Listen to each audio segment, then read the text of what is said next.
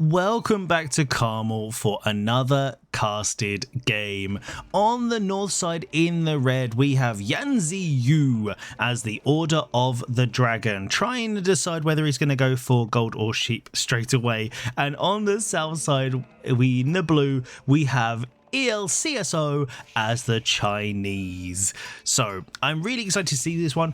Also, the red player, you can see it's actually written in Chinese, so we're going to be calling him Yan and just hoping that Google Translate hasn't betrayed me. But we're on Carmel, Caramel, whatever you want to call it.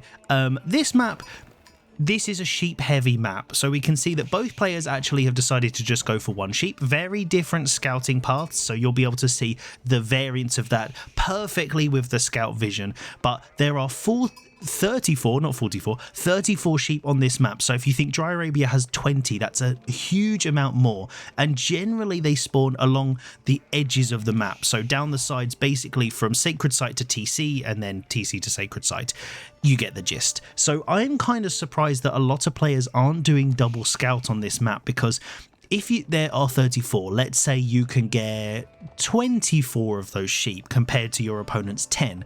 That's massive if you want to go fast castle, or if you want to go feudal aggro, or if you're going to get pushed, like if you're a House of Lancaster, you can sit all of those sheep under your TC and then you don't have to go out onto the deer or the berries or anything like that. So getting the sheep on this map I think is going to be really important. And if we take a little look at the state of scouting at the moment, we can see CSO has got 6 and Yan has already got 8, and I imagine he's going to be finding a few more as he goes down that side as well. So there are still a lot up for grabs. But let's talk about this matchup then. We've got Order of the Dragon, not on deer at the starting point, so he does get a little mini pack. So if we take a look at the base, on this map you always get the little 3, so that you can push in. So we're not doing any of those shenanigans just yet, but that is a lot of food. But realistically, the other deer packs are really far away. We can see his second or his first deer pack is all the way back here with 10 right in the corner. He's got a couple of mini ones by the boar, and then he's got another one over here. So his food actually is relatively safe. So for him, if he decided to, I don't know, drop a TC or something, which actually we can see he's already on the stone, so maybe that's what he's planning. One over here would be super juicy. You'd get the boar, you'd get the berries, but he could also just drop a little cheeky one here on 10 deer. So that'll be quite interesting to see what he ends up going for. But he has got the Ark and Chapel. I think, unfortunately for him, the spawn means he's not going to be able to get farms just here, but obviously he's going to be getting the berries, he's going to be getting the gold, and he's also got a good chunk of wood. So that's a pretty juicy Archon. Imperial Academy, as we say, that has gone up. Really nice position there, I think, as China. That's exactly where you would expect it to go. It's going to cover the mill, it's going to get the lumber camp, it's also going to get the mining camp as well. So all of those taxes going to be working very nicely for him, and we can already see that he's queued up his Imperial official. So this I think is going to be nice, because obviously he hasn't opened with an Imperial official, so that does mean that he has not been getting the taxes and the bonuses just yet, but now he's done that and not idled his TC. So definitely a choice being made there, and I think we'll see whether that pays off for him. But he's obviously hit the feudal age pretty quickly. He's got the fast building time as China, and we can see Order, even with the fast time, he's only aging up with 3, so he's obviously taking his time, he's keeping it easy, because we can see there's a TC coming. These guys are mining hard, and they're going to be getting that very, very shortly. It's also important to remember with these numbers that the Order of the Dragon do have that gathering bonus because they are more expensive, so he will have less of them. But yeah, these are some chunky boys, and they can do some hard lifting. So let's see where he decides to put his TC. I think it's going to be on one of the boars and the deers, maybe over on this side, maybe this one, or because he's not being pushed, he's got a bit more time. He could be a little less greedy and just stick it here, but I think, you know, there's no units, he hasn't scouted anything. I think he's probably going to be a little bit of a greedy boy. But on the other side, we don't see any stone being mined, so it doesn't look like CSO's thinking about TC, but he's going for Pro Scouts. Now, since the Pro Scout nerf, lots of the civilizations aren't going for pro scouts, which I think, you know, makes perfect sense. It is a very expensive tech and the scouts are very slow, but China get the bonus. They get taxes back from it. They speed it up with the supervision. So look how quickly that's researching. It's just absolutely cracked how quick that's going. And the stables is just coming down now. Actually, you normally expect the stables to be down with the scouts ready, but that tech's in. So that means if we switch to his position, his scout, which is over here, has scouted the TC, and I think he is going to want to try and steal some of those deer if he can manage it. But I think that TC is going to be going up, unfortunately, and he's going to try and steal one. Whether they can do... Oh no, the villagers are coming. They're going to shank him. Oh no. Oh, nice little escape there from CSO. So I think this spot, if he can get the TC up, obviously the boar maybe pulled by accident there, so I think he's going to want to pull it into the TC, but as long as these deer don't get pushed out, I think he's going to be in a good spot. But we can see CSO does have lots of deer available. He's going to be able to get all of these. He's got the little ones over here. He's got another one in the corner, so the 10 and the 3 have all spawned together, so that's fantastic for him. And he's probably going to be able to, with a little bit of micro, steal a couple of these as well. So I think that investment in pro scouts is going to work out pretty well for him, because that's really what it's all about. If you're going pro scouts, you need to be getting the deer back from it. You don't need a huge amount, you know, even also because you've got these extra 3 here, you actually can get really good value just from that, because if you think 350 food on 3 of these, that's actually quite a lot already. But the boom is going to be interesting, how it pays off, because Order have gone for the slower option, let's say. So this TC is going to print out these units. These guys take slightly longer, 23 seconds. They're a bit more food heavy, but once this villager league goes up, it's definitely going to mean the eco is really, really cooking. So it's going to be interesting to see whether the fast payoff from the deer, or I say fast, look at these guys. If we just follow one of these poor little guys, look how heavy that carcass is that he's running home. It's yeah, he's going to be very tired after that, but he's going to be eating well because venison is on the menu. And we can see CSO doing exactly like what you do with relics. He's stealing the other person's first, so he's not going for his safe ones at home, because he knows even if he gets pushed, even if we can see Order makes a couple of units, we can see there's a cheeky horseman somewhere out on the map trying to cause some trouble, he's going to at least get a couple of these home. And we can see that Yan is going to try and wall that in to try and protect some of this food. He does have the boar, but he's going to really want to keep this pack of 10 at the top, because that's a huge amount of food for him. And Order are greedy boys. But on the other side, we've got a fast castle. He's outcastled the Castle Mania. China going up 9 villagers on the astronomical clock tower. This landmark, I think, always looks really awesome. So now Yan has seen this. He's going to know. He's obviously going to get the ping. We can see the ecotechs have come in, and now CSO has got control of this. He now can decide where the tempo's going. So we can see a couple of spears in queue. Now, what is Yan going to do? So, because obviously CSO, he can go for relics, he can go for knights, he can actually just spam out some nest of bees. He really can basically decide what's going on here, which I think is really a nice position for him. Whereas Yan, I kind of has to decide, does he want to stick it out in feudal? Does he want to try and deny like the gold and stuff like that? Or is he going to try and rush castle himself? But as Order, obviously it's quite tricky because you produce units much more slowly. You don't have as many. So if he rushes castle, then actually he might just get overrun just by a flood of spears even. So he's going to have to be really careful of that. And we've got some sprinty boys out. We've got the cheeky palace guard. Now, these guys, I think, are always undervalued with how good they are. They might not be as tanky as a men-at-arms, they don't have just as much armor, but that movement speed really makes a big difference, especially when your opponent only has a couple of units. So these guys obviously are super strong. The Gilded Horsemen are incredible. They look awesome. Everybody loves them, unless they're your opponents, obviously. But we can also see Imperial Examinations coming in, so that tax income is going to be going up. textiles over on Jan's side, I think this is a really clever move because the villagers do have more health. So they've already got 65 versus 50, which means when that ticks over, these now have 98. So they get even more from textiles. So really nice thing to remember. But the monk is getting denied by the horseman. And we can see over here that now those gilded spears are going to go and poke the spears. So CSO doing a really nice job of grabbing that deer. I'm imagining when we have a look, he's going to have a huge amount of food at home. Unfortunately, because of the drop-off, some of these guys are going to be dropping at the TC, so that is going to be losing him a little bit of taxes. Not that he's going to be worrying about that, but what's happening here?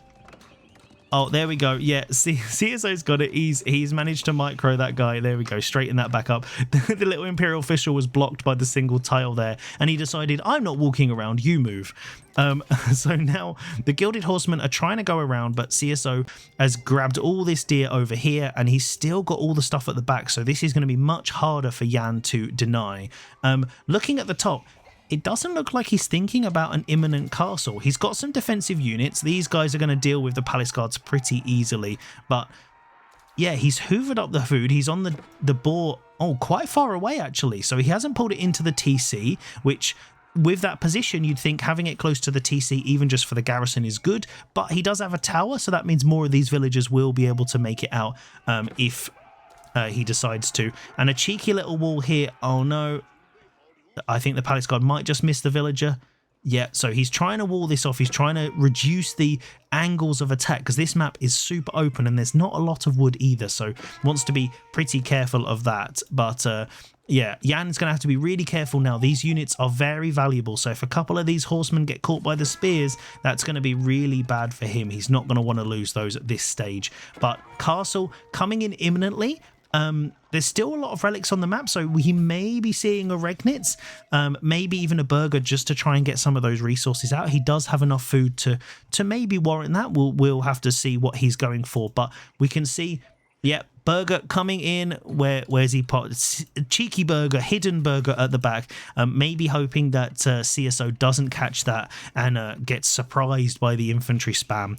But Barbican going in the center.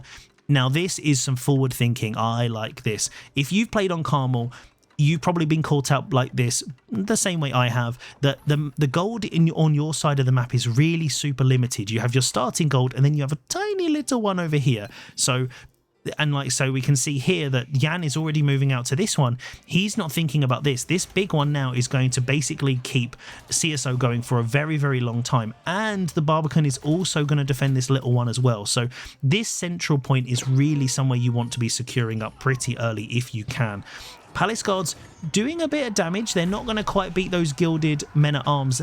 And the castle age has come through, so we're going to click over to the income per minute so we can see how it is. And even with the villager lead and the extra gathering rate, the income from CSO here is really, really strong. So I think Jan's going to have to be really careful that he doesn't lose this advantage of villagers, because that's really going to mean that all of this investment in the TC is going to be a problem. He's moved the villagers away, but these guys are going to torch this down pretty easily. And unfortunately for him, that sound we just heard was CSO picking up the final relic. So if we take a little look, emergency repairs coming in. I don't think that's going to save it, but he might be able to get rid of some of these units in the meantime.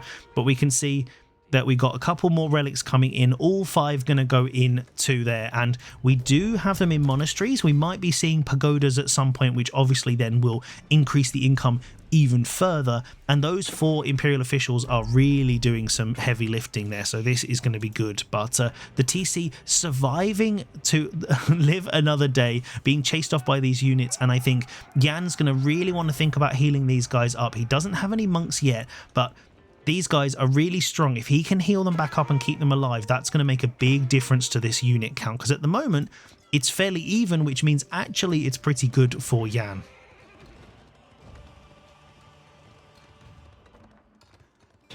Yuan dynasty coming in there. Let's take a little goosey gander. We've also got the Imperial Palace. Now, this is a problem. This is a problem for Jan now, because we've got some units in here that are going to be just causing havoc, trying to raid, trying to cause trouble, and he's going to know where all those villagers are.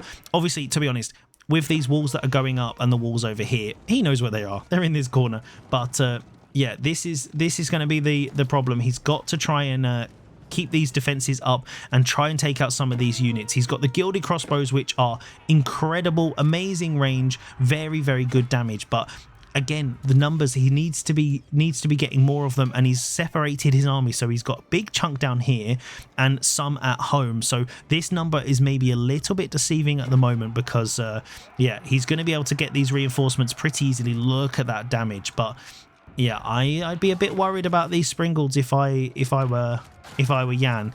So no, oh no, he's run away. Ay, this is really good for CSO. So I think these guys have got enough health. They could have just dived on these and taken those out. But once he starts getting more of these Springolds, it's going to be a real problem for this infantry heavy composition because they do a huge amount of damage. Villagers being taken out on the back there, the units have gone down. Oh no, there's so many villagers, 20 there. If CSO can make it in, just diving straight in with his infantry is very much burger in the burger. He's trying his hardest and he's just going to run in there and just sacrifice these. If these guys don't make it out but they get 20 villagers, then it's more than worth it. Whereas Jan is being a bit more conservative. He only has a couple of units and he's not quite ready to dive. If he could get under here, that would be such amazing value for him, but he just hasn't quite made it in there yet, which means that CSO is really causing a lot of idle time here. All of these villagers have gone off. One of them is about to go down, second villager down of the game so far. So Jan is doing a really good job of keeping them alive, but he's going to be moving them around. Like we can see, he's shifted them out here onto the berries. So now they're not even protected by the walls. And these units are just going to be able to deal with them, but just by sheer numbers. We can see that Jan is circling around. Oh, he hasn't dived there, but those nest of bees, this siege, that's pretty scary. There's more Springolds there. As a Springle enjoyer, I'm loving this play from CSO, but I don't think Jan is going to agree when he sees them. He is also still denying these berries, all these villagers, not sure exactly where they're going.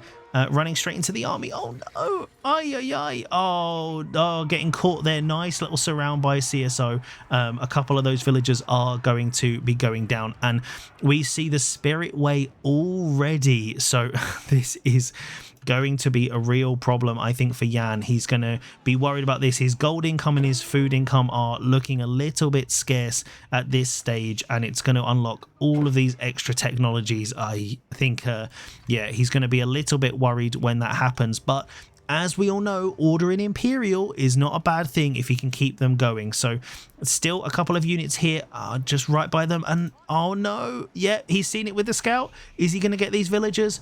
Oh, moving in with the Palace Guard, trying to block off the gate. Really nice positioning there from CSO, because if he goes here, then they have to run the other way, and now he's going to be able to get even more of these guys. So a little bit of micro there from Jan to keep them in, but CSO has just hit the Imperial Age, and he's getting lots of these upgrades. So the gathering rate for villagers, extra siege movement, Springold roller shutters. So those Springolds that he's massing up are going to be even more deadly, and it looks like Jan's just decided to pull these units home, so they've circled the whole base and just not done a huge amount of damage. So it's basically like these guys just don't exist at the moment. So I think this is the real difference here, that CSO is doing such a good job of using all of his units. He's got these guys in the base getting these, and again, order units are super strong, but not when they're facing these numbers. And also, we can see over here, he's got a raiding party of Palace Guard on the backside with the berries. He's also keeping an eye on what these guys are doing over here. So now he's really pinning Jan into his base. But the reinforcements have arrived. They're going to make swift work of these Palace Guards if they can catch them. But the second TC is also being harassed again by these, and the movement speed is going to make such a big difference. And we can see that he's going into horsemen now as well to try and get a bit of mobility. I think that's maybe his plan, but at the moment I'd be a bit concerned about his gold. That's what I think is going to be the big thing, because once his gold runs out, he's already used this little one over here. He's out by the sacred site, so he's got a couple of little ones over here if they don't get denied. Whereas this 8k, if you see in the middle, still only halfway done. And it's supervised, which if we remember, if we take a little goosey gander, it's also giving us an extra 20%. So it's not actually 8k, it's 8k plus 20%, which, as you know, we don't do maths here. but you guys can do maths, and that's a lot of extra gold. So this, I think, is a really good move. Also, putting the landmarks here, I guess it's, you know, it's going to force him, if Jan wants to try and take out those landmarks, it's all going to be in one spot, which I think is really nice. So we've got a couple of those technologies coming in. We've also got elite army tactics, which means these guys are going to get a huge boost, and they do have extra movement speed because of Yuan, so they're even faster than they were before. So we can see double walling, trying to keep that up, but these Palace Guard, I think, are going to make swift work of that and torch that down. And as we see now, 242, that's pretty scary. We can see a massive units building at the front. So actually, if we take a little look, there we go, all of those guys massing up. So some of them quite low health. No, we got one prelate out at the moment trying to deny the sacred sites. We got a couple of horsemen here chilling, not quite stopping this flood of reinforcements. I think CSO doing a really nice job. He's being active with a little raiding party like this, but he is also massing up massively in the middle, because as we all know, if you let Order get too many units and you're caught unawares, then you can be in really big trouble. But this is the problem, I think, that Jan is having now, that he's used this gold, which is great. He's also walling this in to try and keep those palace guards out of the way, but they are just going to torch that down pretty easily. But this is the issue now, that he's got so many units and he's denying the gold, and once Order of the Dragon has no gold, he's got no relics, he's going to be in a really sticky spot. So he's trying to pinch these palace guard. I think they're just going to be able to run away, or just make it through the wall. Oh no, so now he's going to get pinched here with the little raiding party, and we got the siege offensive coming in on the front side. Nest of bees and springles basically just destroying all of the buildings with the palace guards there to support. We can see that he's also charging into the eco, and these units, they don't know where they're going. I think this is just really nice positioning here from CSO, and hopefully Jan can get his units in. If he can pull them all together, this could actually turn around, but the Springles are going to shred those infantry. Look how quickly they go down, but the amount of damage these guys do, and Jan is going to have to try and be really careful to not get those Gilded Horsemen caught by the spears. Is he going to be able to get on top of the siege? That's going to be the big thing. The crossbows actually have enough range. He could try and snipe out the Springlords, but the Horsemen are just kind of running in circles at the moment, trying to stay alive. We can see some Springlords have been popping, but it looks like they are doing enough damage at this stage to keep Jan on the back foot. CSO, there we go, microing his spears to make sure those horsemen can't come around for a cheeky switch. The Gilded Men-at-Arms are doing some good work. They obviously don't have those the Gilded Cuirass because he went for the Archon Chapel, but CSO, look, he's got the villagers, he's healing them up, and even with those numbers, a couple more reinforcement Springles are coming. Crossbows doing some really super heavy lifting here, doing an amazing amount of damage, and now they are going to be able to counter those Springles very nicely. But he's not going in for the push, but at the same time, oh, look at this, so more villagers being hit on this side. Even with that 2 TC that's still up, he's not keeping that villager lead. We can also see there's more units in the base. They're burning down here, they're still getting around, and CSO's got to keep them off his economy, because if he can keep that economy idle, it's just going to be working even better for him. And he's in Imperial and Jan isn't, so obviously his units are super strong and they can fight pretty well Castle to Imperial, but I think this is going to be the issue. The eco now, if Jan, I don't know if he's got an answer for this, and CSO is keeping the pressure on. He's not letting him rest for a second, and he's also out on this stone, so we might be seeing some keeps and stone walls coming ever so shortly. And yeah, the Palace Guard's just running them on a merry chase around the base, and Jan is doing his best to try and get on top of them. I think maybe some more walls to try and prevent this sort of run round, but look, the Palace Guard are under the TC, they're running under there, getting more villagers. 43 have gone down so far, which as an Order player, you don't want to be seeing your villagers go down because they're just so valuable. We can see even more now that they're just camping that TC, getting any of those villagers that pop out. They're going to go down pretty swiftly. And as we said, some walls going up and a keep on the gold. So CSO not up. Oh no, that's a Jan keep. Oh, that's risky. That's risky. How many villagers is he sending that way? I can't see where they are yet.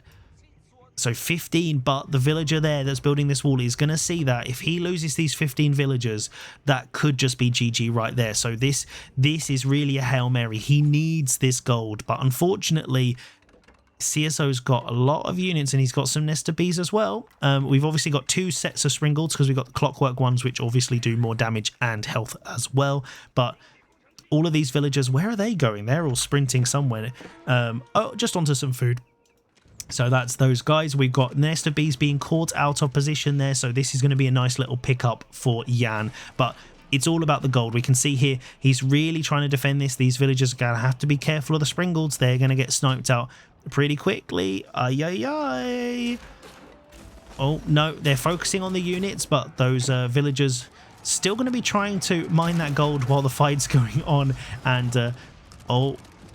there we go, getting on top of those, but look at that damage. Even against the horsemen, they're just shredding them. The Barbican also going to be doing a nice little bit of damage as well. So CSO is losing a few of these. He doesn't have the villagers around to heal them up, but I think as we can hear from the other attack alerts, it looks like there's more action going on elsewhere. We can see the villagers have managed to get their keep up from the looks of things over here, and we can see a little raiding party just running through the base at this stage. But this nice little micro here from CSO, keeping those Springolds out of sight. He needs to make sure he keeps these alive, because if those are gone, these numbers are then super scary for him. So he is in the eco, managing to micro them really well with the spears coming in to save the day, and only 3 villagers gone down. So the difference in villager kills here is what's making the huge difference. It is meaning that really Yan can't go to Imperial Age. If he goes, then he's just going to get overwhelmed, and he gives CSO that big window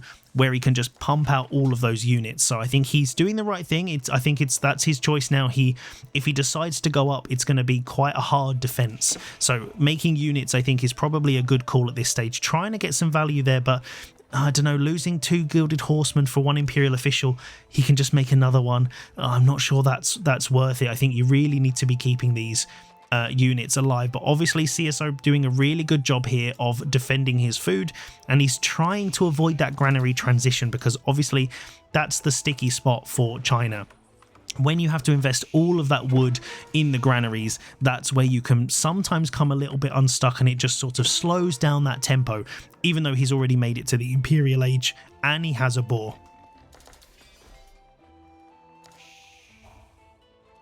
There we go, a little cough there, sorry about that, but he has quickly mined up this gold. So even with this keep, now this keep is a lot of investment, and actually it's not even securing up any more gold, so it's he's going to have to be really careful. There's no way he's going to be able to get this one now, and these ones have already been secured up with stone walls that he can see he's building at this stage. The villager building it on the wall so that he doesn't get caught by the wolf. I love the strategic construction there from the Chinese Empire on CSO's side, but we can see here that Yan, he's circling, he's trying to get his units in position. I think he's trying not to get caught out by any more of these raids, but CSO, he's going to put the pressure on again. He's got another 17 palace guards ready to come and cause havoc, but the crossbow numbers are building, and these guys do pack a punch. So what's that, 36 per shot?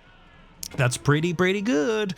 We can see also little raid on the back. He's trying to idle up that food, but he's getting caught by the mill. Hasn't quite caught these villagers just yet, but there we go. The siege has come in, and now, oh no, the horsemen are getting on top of those gilded crossbows, and the siege isn't going to make it in. 4 Nest of Bees here. That's really not what you want to be seeing when you have an infantry comp, and yeah, peppering them, trying to bait them in, pulling all those units forward. I think this is CSO's plan. He's going to be trying to also do some damage on these villagers, but once these crossbows get close enough, he's going to be able to hit them and do a huge amount with those fireworks, especially now he's in Imperial Age. These Nest of Bees are like the old days. They really do cause some trouble.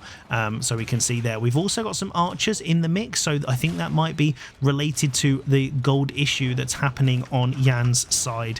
And if we take a little look, we can see the blue is shifting over this way, and oh no, the risky farms. The farms basically on CSO's doorstep. This is asking to be raided.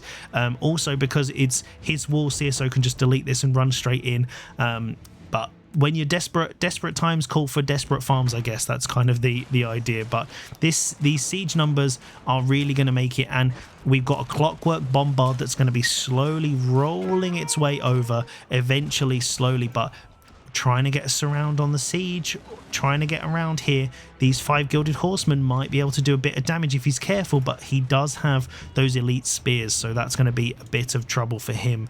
Now, we can see CSO slowly working his way towards max pop here. His eco is looking absolutely insane, and more of these upgrades are coming in. We can see all of these are really going to make a big difference to the overall eco. So it looks like Yan is coming in, trying to take out this siege while he can. Crossbows taking out the front line, trying not to get caught in the nest of bees, using that range really nicely. But the speed of these guys is going to be a problem. It's like the Honor Geisha. They might not be the strongest units, but those are quick boy, and the horses trying to get a nice surround. They're not quite getting on the siege as they'd like. They got pinched by the house and by the palace guards there, really trying to focus down those springboards. The nest of bees still doing a lot of damage to those crossbows, and a lot of that siege has gone down. That's a pretty good fight for Yan, but he's still losing way too many units at this stage, and the nest of bees is still sneaking around the side and going to get a nice little hit off. A couple more units being taken down, and those military numbers now for Yan looking very low. We can see he's got a couple of horsemen trying to raid, so even more of those have been separated from the main fight, and it just looks like these numbers from CSO are rising to the point that Yan cannot handle. But what a great exhibition of map control as the Chinese. I hope you enjoyed this casted game, and I'll see you next time for some more chaotic Age of Empires 4.